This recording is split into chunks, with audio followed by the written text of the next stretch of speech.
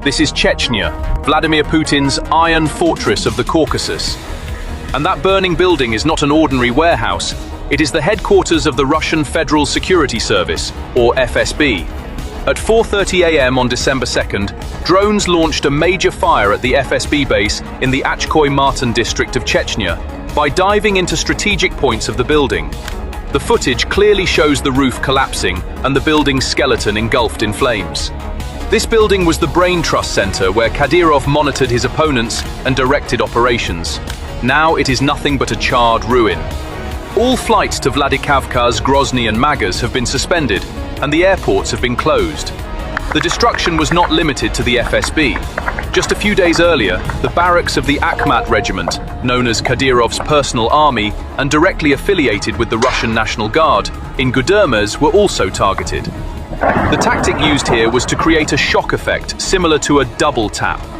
The simultaneous targeting of both intelligence and special forces paralyzed Kadyrov's defense mechanisms. However, the flames you see in these videos are not just a building burning. These flames represent the collapse of Moscow's defense strategy, because this attack brought with it a terrible truth, a confession that changed the rules of war as we know them and made Putin's generals break out in a cold sweat. These UAVs did not come from Ukraine or the West. So how is this possible on the territory of a nuclear power protected by S-400s? The answer lies in the Russian general's confession. Russian Air Force Lieutenant General Sergei Lipovoy's statement to news.ru lays bare the technical anatomy of this disaster. Please pay attention to this confession. These words, coming from the mouth of a general, are an admission of defeat. The problem is that our air defense systems are generally directed towards the west, but in this case, the unmanned aerial vehicles came from the east, and this is the element of surprise that the Ukrainian armed forces relied on. So what does this mean? Russia's entire radar network, its entire missile shield, is focused on the Ukrainian border and NATO countries. Russian doctrine was based on the assumption that the threat would only come from the front line. This was fatal arrogance. Ukrainian intelligence, or elements collaborating with them, identified this blind spot. Lipovoy further specified the drone's route, implying that these vehicles came via Kazakhstan or the Caspian Sea. Both Chechnya and Dagestan are close to Kazakhstan. The drones could have been launched from vehicles carrying them. This technical analysis shows us that the drones used were likely long-range autonomous OWAUAV systems. These vehicles avoided detection by Russian radars by flying below the radar horizon, in the shadows of valleys and mountains, using a technique called terrain masking. Or worse, they came from a route where Russia had no radar coverage, gliding in from a geography they considered friendly. When we examine Russia's current situation from a strategic perspective, the picture we see is one of a strategic checkmate position. We already know that Russia is struggling to protect its thousands of kilometers of border with Ukraine. Now, they must add to this equation the massive 7,644-kilometer border with Kazakhstan and the shores of the Caspian Sea. This is physically impossible. Moscow does not have sufficient radar systems or air defense batteries to cover such a vast area. Shifting systems there to protect Kadyrov's palace or the FSB building means leaving critical assets on the Donbass front, the Crimean Bridge, or around Moscow defenseless. It's a blanket problem. If you cover your head, your feet are exposed. Ukraine has started to freeze Russia's feet. It is no coincidence that Russian generals insistently point to Kazakhstan. This situation could trigger a deep diplomatic crisis between Russia and its allies in Central Asia. This raises the following questions. Did Kazakhstan turn a blind eye to these UAVs? Or is the Collective Security Treaty Organization, CSTO, which Russia claims protects its airspace, actually a paper tiger? Moscow may be losing control over Central Asia, which it sees as its backyard. If the Astana administration cannot or does not want to prevent these UAVs from passing through, this is a geopolitical nightmare for Putin.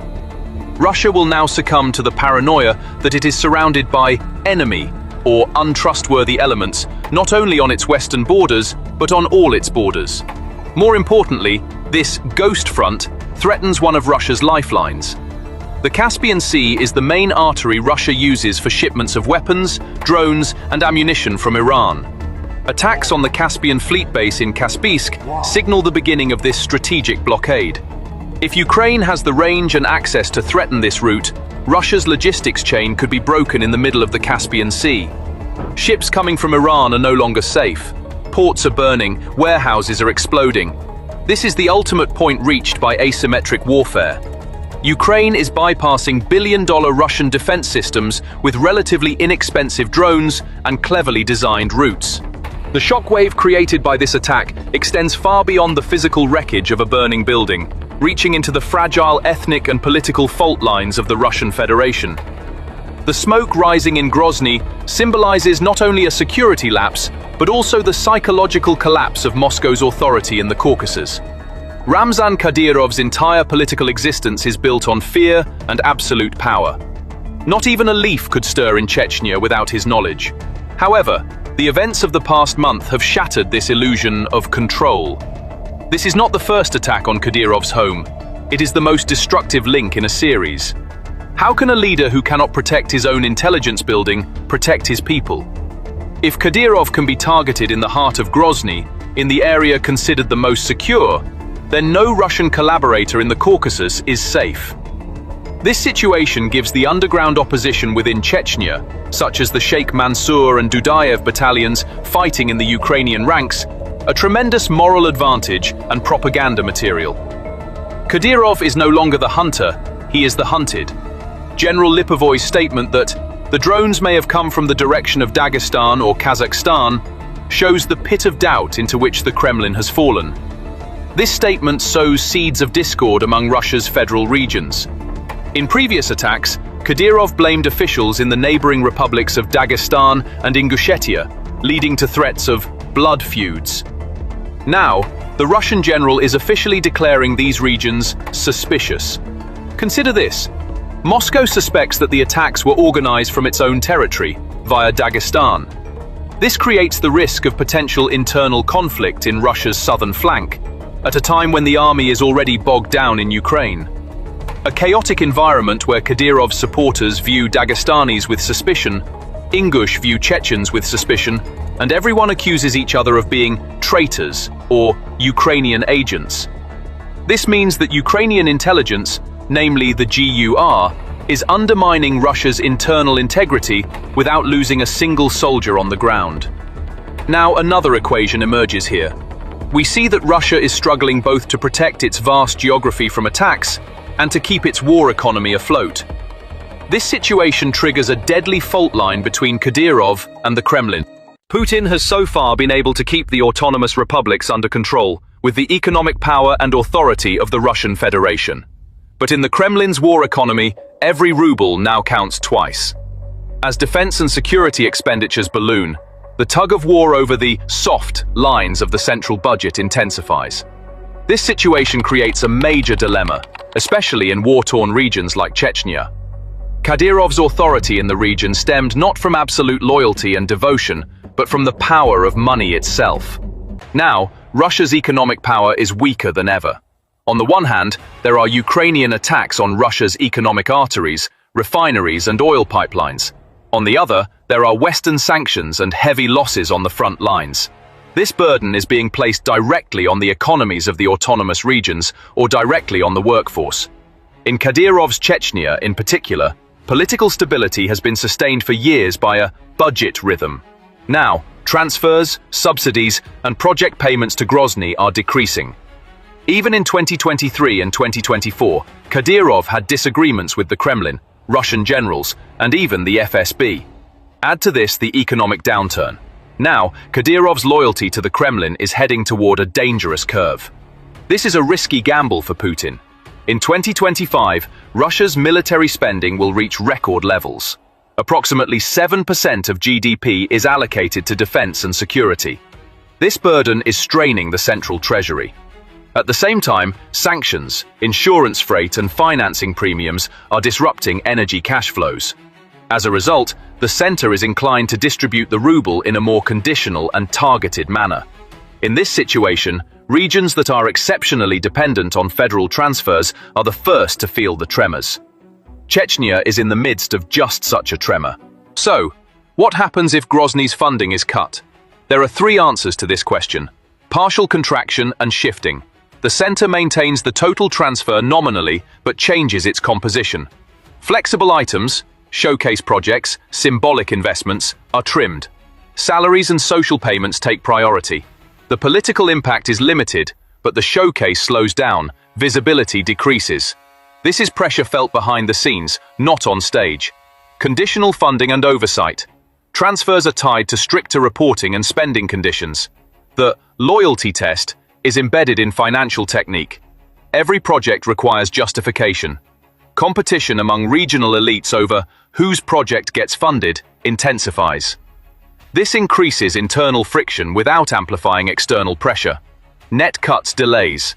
Pressure on the center intensifies, and if cash flow stalls, delays in salary and contract payments begin. This is the option with the most obvious political impact, as the purchasing power and payment rhythm of the loyalty salary are directly affected. If this threshold is reached, the tone of show loyalty rises. Morale falls, trust is damaged. The common point of these three responses is loyalty. Loyalty is more of a flow than a feeling. When the flow narrows, the feeling becomes more visible on stage. But the voice on stage alone does not bring cash. The logic of the patronage network works on the assumption of enough slices. When the slices narrow, two things happen. The language of solidarity increases and competition sharpens. The narrowing of the tender calendar increases the tension of whose man, whose company. If advance payment shares are reduced, the cash flow of small contractors is disrupted. As the extension period increases, the motivation of the teams in the field decreases. All of these appear to be individual incidents, but collectively they are recorded by the authorities. It is necessary to open a parenthesis here.